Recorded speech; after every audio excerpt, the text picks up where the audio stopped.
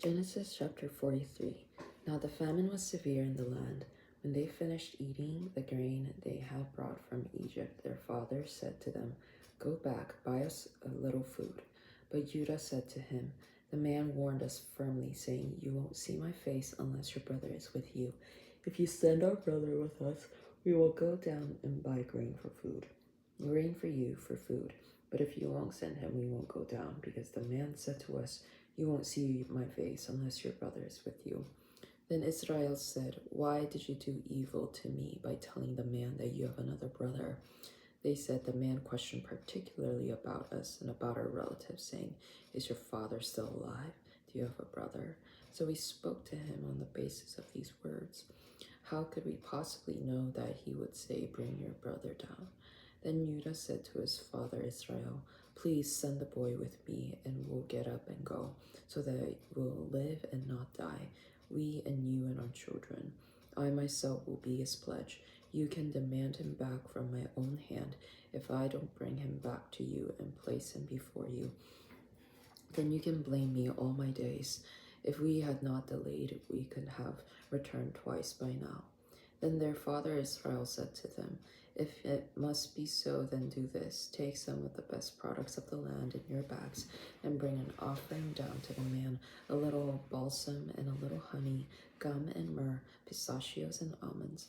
Also take in your hand a double portion of silver, and bring back in your hand the silver that had been returned in the mouth of your sacks. Perhaps it was a mistake. Take your brother too. Now get up, go back to the man. May El Shaddai grant you mercy before the man, so that he may release your other brother to you along with Benjamin. As for me, if I am bereaved, I am bereaved." Then the men took this offering. They also took the double portion of silver in their hand, as well as Benjamin. So they got up and went down to Egypt and stood before Joseph. When Joseph saw Benjamin with them, he said to the one over his house, "Bring the men into the house. Slaughter an animal and prepare it, for the men will eat with me this afternoon." So the man did as Joseph said, and the man brought the men into Joseph's house. But the men were afraid, because they had been brought into Joseph's house. They said, "It is because of the silver that was returned to our sacks the first time that we are being brought in, to pounce on us and fall on us and take us as slaves along with our donkeys."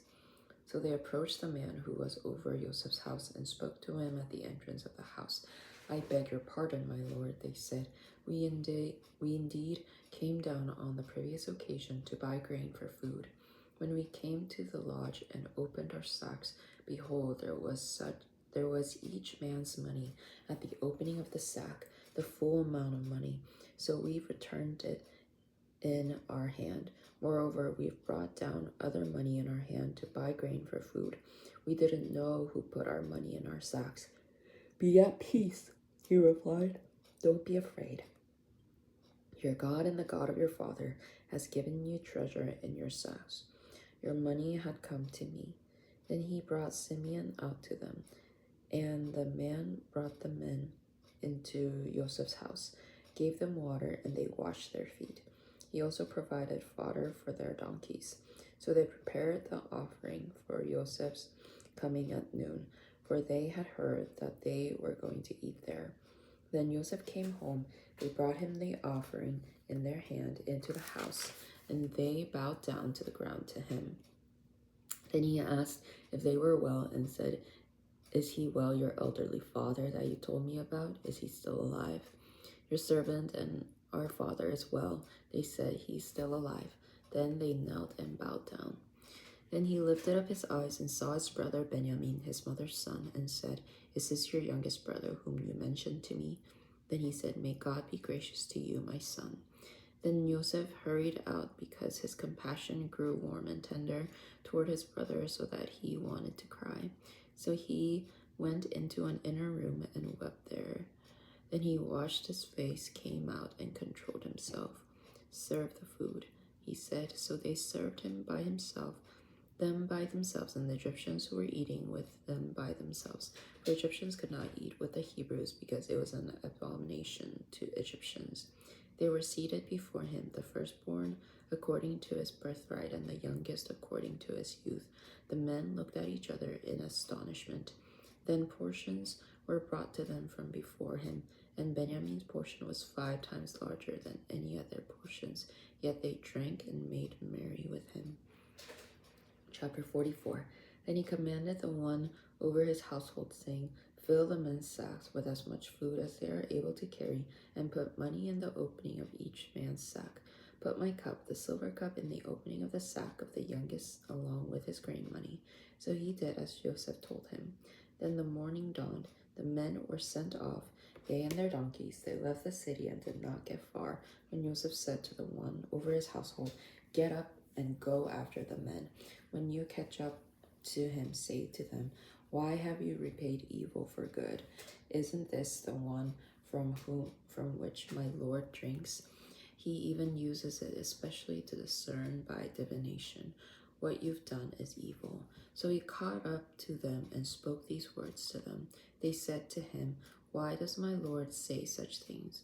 Far be it from your servants to do such a thing as this. Look, the money we found in the opening of our bags we brought back to you from the land of Canaan. So how could we steal silver or gold from our Lord's house? Whoever among your servants is found with it, let him die. For we will also be my Lord's slaves. Even now let it be according to your words. He said, The one with whom it is found shall be my slave, but the rest of you shall be innocent. Then each man quickly lowered his sack to the ground, and each man opened his sack. He searched them, beginning with the eldest, finishing with the youngest, and the cup was found in Benjamin's sack. Then they tore their clothing, and each one loaded up his donkey, and they returned to the city. When Judah and his brothers entered Joseph's house, he was still there. They fell to the ground before him. What's this deed you've done? Joseph said to them. Didn't you know that a man like me can discern by divination? Then Judah said, What can we say to my Lord? What can we speak? How can we justify ourselves? God has exposed your servant's guilt. We are now my Lord's slaves, both we as well as the one in whose hand the cup was found. But he said, Far be it from me to do this. The one in whose hand the cup was found, he will be my slave, but you go up to your father in peace. And then Judah approached him and said, I beg your pardon, my lord. Please let your servant say a word in my lord's ears. Don't be angry with your servant, since you are like Pharaoh. My lord asked his servant, saying, Do you have a father or a brother? So he said to my lord, We have a father who is old, a child born to him of his old age is young. Now his brother is dead, so he is the only one of his mother's children left, and his father loves him. Then you said to your servants, Bring him down to me so that I can look at him. But we said to my lord, The boy cannot leave his father. If they were to leave his father, he would die. Then you said to your servants, Unless your youngest brother comes down with you, you won't see my face again. Now when we went up to your servant, my father, we told him my lord's words. Then our father said, Go back, buy us a little grain for food. So we said, We won't go down unless we have our youngest brother with us. Then we'll go down, for we won't see the man's face unless our youngest brother is with us. Then your servant, my father, said to us, You yourselves know that my wife bore me 2 sons. One went out from me, so I said, He must have been torn to shreds, and I haven't seen him since. And if you also take this one away from before me, and an accident happens to him, then you'll bring my gray hair down to the evil of Sheol. Now if I come to your servant, my father, and the boy isn't with us, since his life is bound to his life, when he sees that the boy is no more, he'll die. Then your servants will bring the gray hair of your servant, of our father, down to Sheol in grief. For your servant became became pledge for the boy with my father, saying, if I don't bring him back to you, I will bear the blame before my father all my days. So now please let your servant remain as my lord's slave in the boy's place, and let the boy go up with his brothers. For how can I go up to my father, and the boy is not with me? Else I must see the evil that would come upon my father. Chapter 45. Now Joseph could no longer restrain himself in front of all those who were standing by him, so he cried out, get everyone away from me. So no one stood with him when Joseph made himself known to his brothers, but he gave his voice to weeping so that the Egyptians heard and Pharaoh's household heard. Joseph said to his brothers, I am Joseph. Is my father still alive? And his brothers were unable to answer him because they were terrified at his presence. Then Joseph said to his brothers, please come near me. So they came near. I am Joseph, your brother, the one you sold to Egypt, he said. So now don't be grieved and don't be angry in your own eyes that you sold me here, since it was for preserving life that God sent me here before you. For there has been 2 years of famine in the land, and there will be 5 more years yet with no plowing or harvesting.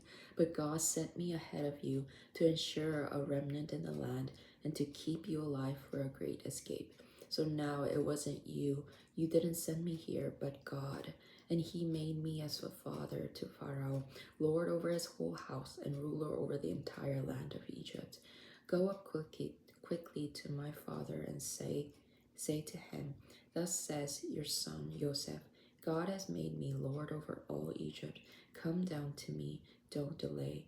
Then you'll live in the land of Goshen and be close to me, you and your children and your children's children, your flocks and your cattle, and everything that belongs to you. I'll provide food for you there, for the famine will last another 5 years. Otherwise, you'll lose everything, you and your household, and everything that belongs to you. And look, you and my brother Benjamin can see with your own eyes that it's my mouth that's speaking to you. You must tell my brother above all my honor in Egypt and about all that you've seen, and you must quickly bring my father down here. Then he fell upon his brother Benjamin's neck and wept while Benjamin wept upon his neck. And he kissed all his brothers and wept upon them. Finally, after this, his brothers talked with him. When the commotion was heard in Pharaoh's house, Joseph's brothers have come. It was good in the eyes of Pharaoh and his servants. So Pharaoh said to Joseph, say to your brothers, do this, load your animals and go to the land of Canaan. Then get your father, your household, and come to me. I'll give you the best of the land of Egypt, and you will eat the fat of the land. You are also commanded to say, do this, take for yourselves wagons from the land of Egypt for your little children and for your wives, and pick up your father and come. Don't be concerned about your goods, because the best of all the land of Egypt is yours. So the sons of Israel did so. Joseph gave them carts by Pharaoh's command, and he gave them provisions for the journey. To each of them he gave a change of clothes, while to Benjamin he gave 300 pieces of silver and 5 sets of clothes. Also to his father he sent the following: 10 donkeys carrying from the best of Egypt, and 10 female donkeys carrying grain and food and provisions for his father's journey. Then he sent his brothers off, and as they departed, he said to them, don't be anxious on the way. Then they went up from Egypt and came to the land of Canaan to Jacob their father. They told him, saying, Joseph is still alive, and he is ruler of the whole land of Egypt. His heart went numb, for he did not believe them. But they told him all of Joseph's words that he had told them. Then he saw the wagons that Joseph had sent to pick him up. The spirit of their father Jacob revived. Then Israel said, enough, my son Joseph is still alive. I must go and see him before I die. Chapter 46. So Israel set out along with everything that belonged to him. When he came to Beersheba, he offered sacrifices to the God of his father Isaac. In visions of the night, God said to Israel, Jacob, Jacob. Hineni, he said, I am God. the God of your father, he said. Do not be afraid to go down to Egypt, for I will turn to you into a great nation there. I myself will go down with you to Egypt, and I myself will also most certainly bring you up. Joseph will put his hands on your eyes. Then Jacob arose from Beersheba, and Israel's sons carried Jacob their father, their little children, and their wives in the carts that Pharaoh had sent to carry him. They also took their livestock and their possessions they had acquired in the land of Canaan, and they came to Egypt. Jacob and all his offspring with him, his sons and his grandsons with him, his daughters and his granddaughters, and all his offspring he brought with him to Egypt. Now these are the names of the sons of Israel who came to Egypt: Jacob and his sons, Jacob's firstborn Reuben, and Reuben's sons, Hanok, Palu, Hezron, and Carmi. Simon's sons, Jemuel, Jamin, Ohad, Yakin, Zochar, and Shaul, the son of the Canaanite woman. Levi's sons, Gershon, Kohath, Merari. Judah's sons, Onan, Shelah, Perez, and Zerah. Died along with Onan in the land of Canaan. Perez's sons were Hezron and Hamul. Issachar's sons, Tola, Puva, Lob, and Shimron. Zebulun's sons, Shered, Elon, and Jahaleel. These are Leah's sons, whom she bore to Jacob in Padanaram, along with his daughter Dinah. The tally of all his sons and daughters was 33 people. Gad's sons, Ziphon, Hagi, Shuni, Esbon, Eri, Arodi, and Areli. Asher's sons, Imnah, Ishva, Ishvi, Beriah, and Sarah, their sister. Beriah's sons, Heber and Malkiel. These are the sons of Zilpah, whom Laban gave to Leah's daughter. She bore those to Jacob, 16 people. The sons of Jacob's wife, Rachel, Joseph and Benjamin. Manasseh and Ephraim were born to Joseph in the land of Egypt. Asenath, the daughter of Potiphera, priest of On, bore them to him. Benjamin's sons, Bela, Becher, Ashbel, Gera, Naaman, Ehi, Rosh, Mupim, Hupim, and Ard. And these are Rachel's sons who were born to Jacob. The tally of all the people was 14. The sons of Dan, Hushim. Naphtali's sons, Yachzel, Guni, Yezer, and Shilem. These are the sons of Bilhah, whom Laban gave to Rachel his daughter, and she bore these to Jacob. The tally of all the people was 7. All the people belonging to Jacob who came to Egypt, whose coming from his loins, not counting the wives of Jacob's sons. The tally of all the people was 66. The sons of Joseph who were born to him in Egypt was a tally of 2 people. The tally of all the people belonging to Jacob's house who came to Egypt was 70. Now he sent Judah before him to Joseph to show him the way to Goshen. When they came to the land of Goshen, Joseph harnessed his chariot and went up to Goshen to meet his father Israel. As soon as he appeared before him, he fell upon his neck and wept on his neck for some time. Then Israel said to Joseph, "At this time I am ready to die, after seeing your face in person, for you're still alive." Then Joseph said to his brothers and to his father's household, "I'll go up and tell Pharaoh and say to him, 'My brothers and my father's household who are in the land of Canaan have come to me. The men are shepherds, for they've been men who handle livestock, who have brought their flocks and cattle and everything that they possess.' So when Pharaoh calls you and says, 'What is your occupation?' you must say, 'Your servants have been men who handle livestock since the time of our youth until now, both we and our fathers, so that you can live in the land of Goshen, because every shepherd is loathsome to the Egyptians."